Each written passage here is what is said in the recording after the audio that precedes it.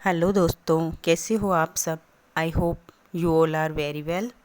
हमने आरबीएससी की राजस्थान अध्ययन की कक्षा 6 की बुक शुरू की है, भाग फर्स्ट उसके 2 चैप्टर हो चुके हैं। अगर आप देखना चाहते हैं तो मेरे पीछे की वीडियो देख सकते हैं। अगर आपको मेरी वीडियो पसंद आती है तो मेरे चैनल को लाइक और सब्सक्राइब ज़रूर करें। आज का जो हमारा अध्याय है वो 3 नंबर अध्याय है, इतिहास जानने के स्रोत। प्राचीन काल के इतिहास के अध्ययन से हमें सभ्यता के क्रमिक विकास का ज्ञान होता है। इतिहास जानने के अनेक स्रोत हैं, जिन्हें मुख्यतः 2 भागों में विभक्त किया गया है, पुरातात्विक और साहित्यिक स्रोत।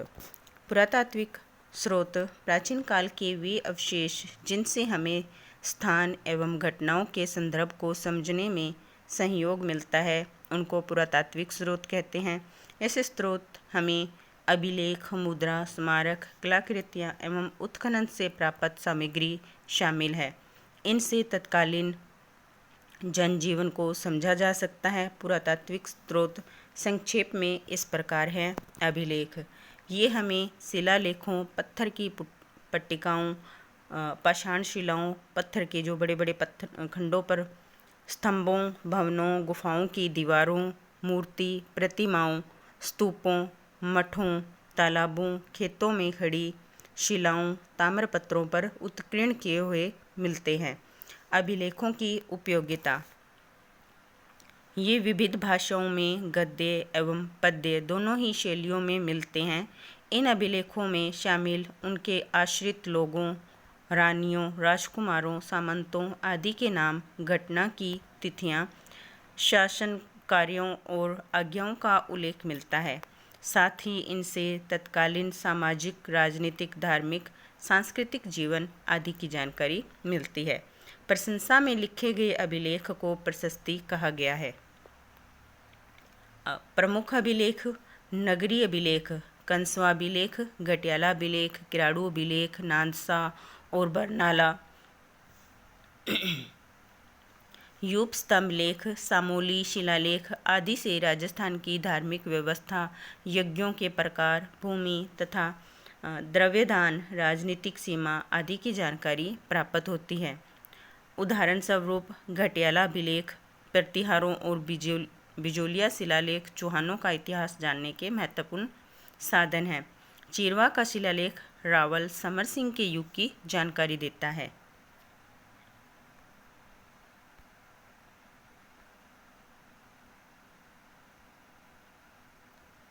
स्मारक, राजस्थान के विभिन्न स्मारकों में दुर्ग प्रमुख हैं।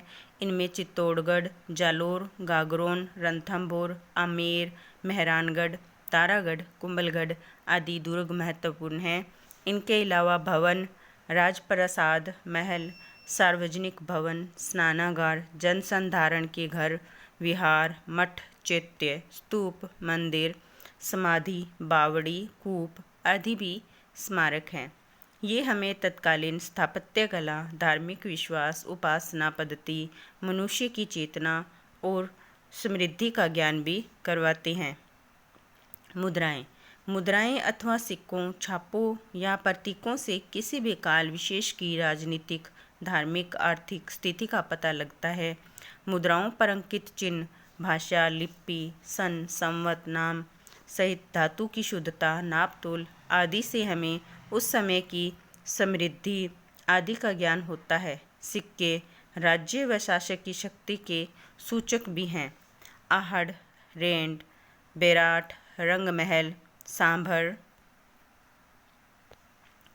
सुखानिया के उत्खनन से प्राप्त सिक्के और मुद्राओं से क्षत्रपों, मालव, चौहान, गुहिल आदि वंशों के काल के राज्य शासन, अधिकृत सीमा के बारे में जानकारी उपलब्ध होती है।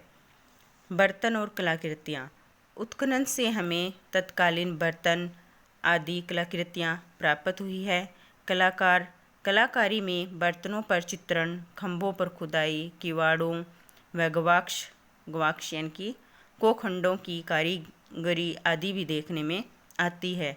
हमें ऐसे बर्तन भी प्राप्त होते हैं जिनकी बनावट, पॉलिश, रंग आदि उस काल की उत्कृष्ट कला को दर्शाते हैं। राजस्थान के अनेक स्थानों से उत्खनन में प्राप्त मृद भांड प्याले, रकाबियाँ, धूप पात्र, दीपक आदि से हम पूर्वजों के कला कौशल को सहज ही समझ सकते हैं। गणेश्वर, नीम का थाना सीकर की ताम्र संस्कृति के अवशेष, जोधपुरा, जयपुर एवं नौह भरतपुर से प्राप्त काले एवं लाल मृदभांड, आहड़ व गिलोंड से प्राप्त प्रस्तर फलक आदि में कला कौशल देखा जा सकता है। ताम्रपत्र, तांबे के छोटे छोटे पत्थरों पर खोदे गए लेखों को ताम्रपत्र कहते हैं। दान पुण्य से संबंधित होने से इन्हें दान पत्र भी कहा जाता है। इनसे हमें शासन, काल, भाषा, पर्व, धर्म, भूमि, भूमि के प्रकार, नाप तोल, दान के प्रकार आदि का पता चलता है।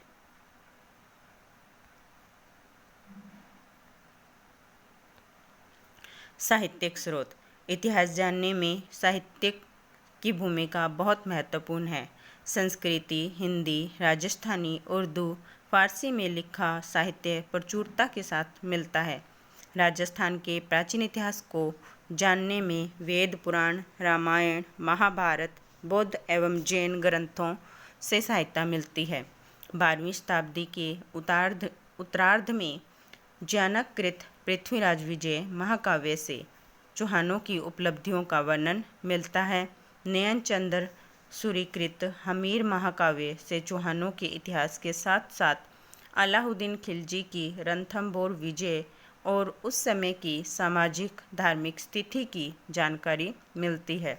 राजस्थानी साहित्य में पृथ्वीराज रासो, अचलदास खींची की वचनिका, पद्मनाभ कृत कान्हड़देव प्रबंध, बीकानेर के दलपत सिंह कृत दलपत विलास, खीड़िया जग्गा कृत वचनिका आदि विशेष उल्लेखनीय हैं। ख्यात विषयक साहित्य में प्रसिद्ध राजपूत राजवंशों की स्थापना, राजाओं का वंशक्रम, राज्य क्षेत्र आदि का वर्णन होता है। नैनसीरी ख्यात, बांकीदास की ख्यात, दयालदास की ख्यात, जोधपुर राज्य की ख्यात आदि से इतिहास जानने में सहायता मिलती है। फारसी, उर्दू, तारीखों, इतिहास ग्रंथों से हमें विशेषतया मध्यकालीन राजस्थान का इतिहास समझने में मदद मिलती है। कर्नल जेम्स टोड कृत annals and antiquities of Rajasthan और पश्चिम भारत की यात्रा, बूंदी के महाकवि सूर्यमल मिश्र का वंश भास्कर, कवि श्यामल दास कृत वीर विनोद, विश्वेश्वर नाथ रेव कृत मारवाड़ राज्य का इतिहास, गौरीशंकर हीराचंद ओझा लिखित उदयपुर, जोधपुर, सिरोही, डूंगरपुर, बांसवाड़ा, प्रतापगढ़ के इतिहास ग्रंथ उल्लेखनीय हैं। ये हमारा जो अध्याय है वो समाप्त हुआ। अब इसमें शब्दावली है। अभिलेख, ताम्रपत्र, पत्थर आदि पर जो खुदा हुआ लेख होता है उसको बोलते हैं। उत्खनन, खुदाई को बोलते हैं। मृदभांड, मिट्टी के बर्तन को मृदभांड बोलते हैं। वंश भास्कर के लेखक कौन थे, ये आपने ऊपर अभी पढ़ा ही है। वंश भास्कर के लेखक कौन थे? सूर्यमल मिश्र। उसके बाद है प्रशंसा में लिखे गए अभिलेख को क्या कहते हैं? प्रशंसा में जो अभिलेख लिखे जाते हैं उसको प्रशस्ति कहते हैं। संस्कृत में उत्कीर्ण शिलालेख राव समर सिंह के युग तक की जानकारी देता है। इसका हमने ऊपर अभी पढ़ा, चीरवा था। चीरवा का शिलालेख जो था वो रावल समर सिंह के युग की जानकारी देता है। उसके अलावा अति लघुतरात्मक प्रश्न और लघुतरात्मक प्रश्न हैं। अगर आपको मेरी वीडियो पसंद आती है तो उसको लाइक और सब्सक्राइब ज़रूर करें। Thank you.